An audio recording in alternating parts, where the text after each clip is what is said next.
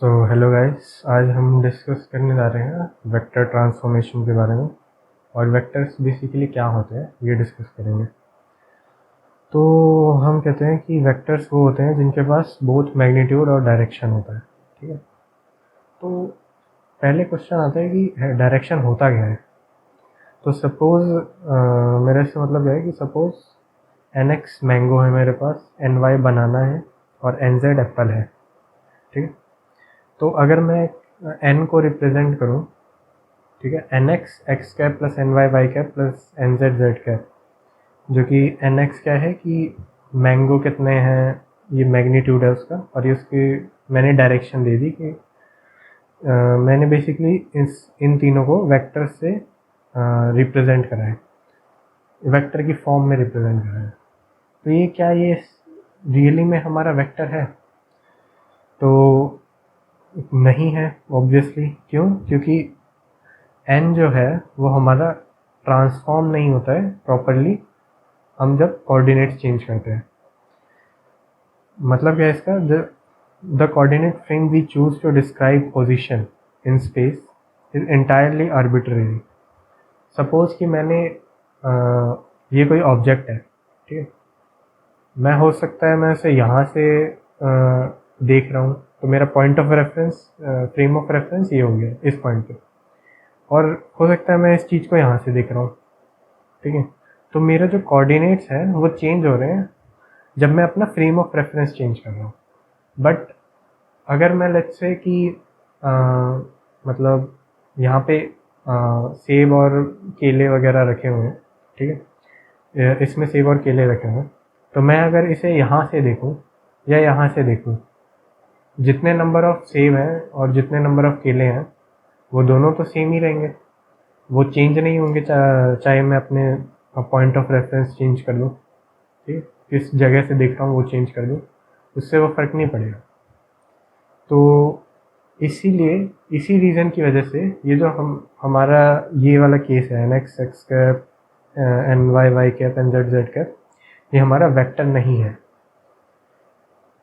तो बेसिकली इससे मैं कहना क्या चाह रहा हूँ कि वेक्टर हमारी वो क्वांटिटीज़ होती हैं जो कि चेंज होती हैं, ट्रांसफॉर्म होती हैं प्रॉपर्ली, जो कि हम आगे डिस्कस करेंगे, जो कि ट्रांसफॉर्म होती है प्रॉपर्ली जब हम कोऑर्डिनेट्स को चेंज करें, when you change coordinates. Okay, तो but there is a specific geometrical transformation law for converting vectors, जो कि हम डिस्कस करेंगे, जो कि मैंने बोला था अभी। ठीक है, vector components from one frame to another. अगर हम एक फ्रेम से दूसरे फ्रेम में किसी पॉइंट को रिप्रेजेंट कर रहे हैं तो उसके लिए एक ट्रांसफॉर्मेशन लॉ होता है, ठीक है, जो कि कन्वर्ट करने में मदद करता है हमारे वेक्टर कंपोनेंट को एक फ्रेम से दूसरे फ्रेम में। तो सपोज हमारा कोई एक x bar y bar and Z bar system is rotated by an angle phi relative to x Y z about a common axis x bar equal to x for simplicity.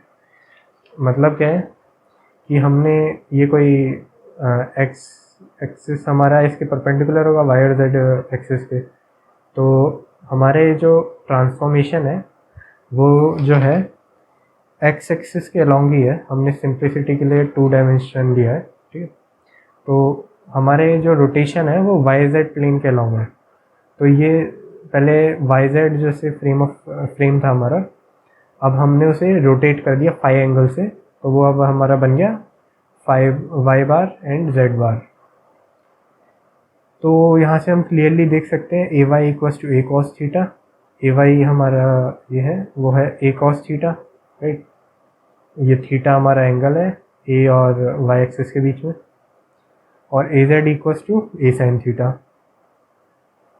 अब हम अगर ए Y बार निकालें तो वो कितना होगा? ए cos theta बार क्या है? ये हमारा एंगल, जो कि हो जाएगा थीटा माइनस फाइव, ठीक है, थीटा बार जो है, तो ये हो जाएगा A cos theta minus five is equal to A. अब ये कॉस ए माइनस बी की आइडेंटिटी लगा दिया, तो cos A cos B plus sine A sine B. तो यहाँ से हमारा ये आ गया। ये कैसे आया? हमारा ए साइन थीटा ए कॉस थीटा है हमारा ए वाई, तो ये ए कॉस थीटा जो होगा वो हमारा ए वाई हो गया और कॉस फाई इधर आ गया, प्लस साइन फाई ये रहा और बचा क्या? ए इंटू साइन थीटा। ए साइन थीटा क्या है? ए जेड। तो हमारा ए वाई बार जो है वो ये इसके इक्वल आ गया। सिमिलरली हम ए जेड बार के लिए भी निकाल सकते हैं, तो वो जाएगा हमारा ए साइन थीटा बार। ठीक है, तो वो वही इसे सॉल्व करेंगे ए जेड बार के लिए, तो हमारी ये क्वांटिटी आ जाएगी।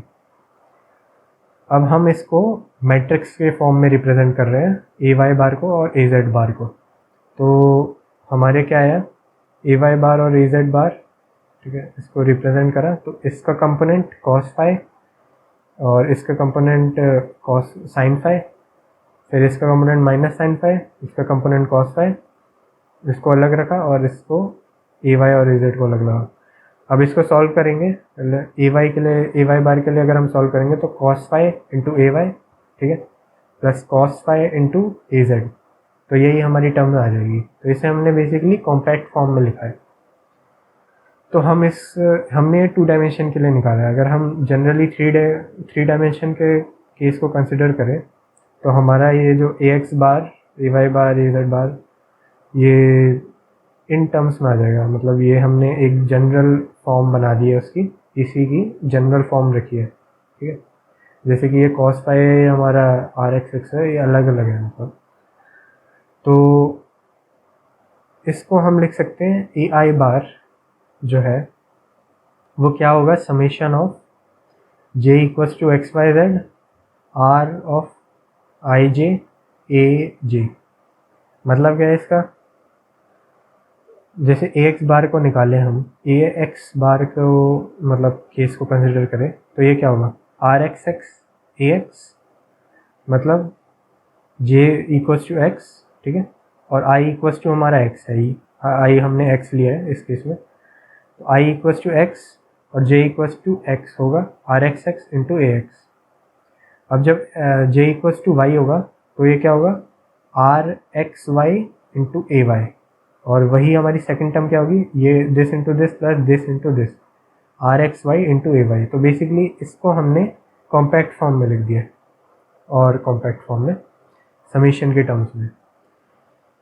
सो जो हमने प्रीवियसली एन को कंसिडर कर रहा था वो ट्रांसफॉर्म नहीं होता है इस तरीके से। तो हमारे जितने नंबर ऑफ एप्पल थे पहले, और जब हम दूसरे कोऑर्डिनेट से देखें तो एप्पल्स, नंबर ऑफ एप्पल्स हैं वो हमारे सेम रहते हैं, चेंज नहीं होते हैं।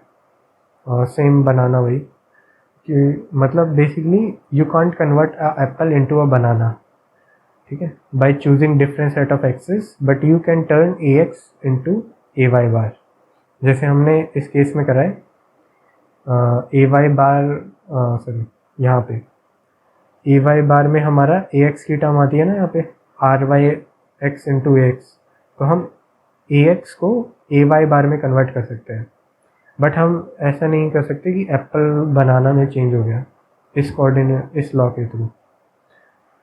तो a vector is any set of coordinate that transform in the same manner as displacement when you change coordinates. ठीक है, डिस्प्लेसमेंट जैसे चेंज होता है, जिस मैनर में चेंज होता है, ठीक है, जैसे कोऑर्डिनेट चेंज करते हैं तो डिस्प्लेसमेंट जिस मैनर में चेंज होता है, तो वेक्टर भी उसी मैनर में चेंज होता है। और vector is a tensor of 1 rank and scalar is a tensor of 0 rank. तो बस आज के लिए इतना ही। Thank you guys for watching my video.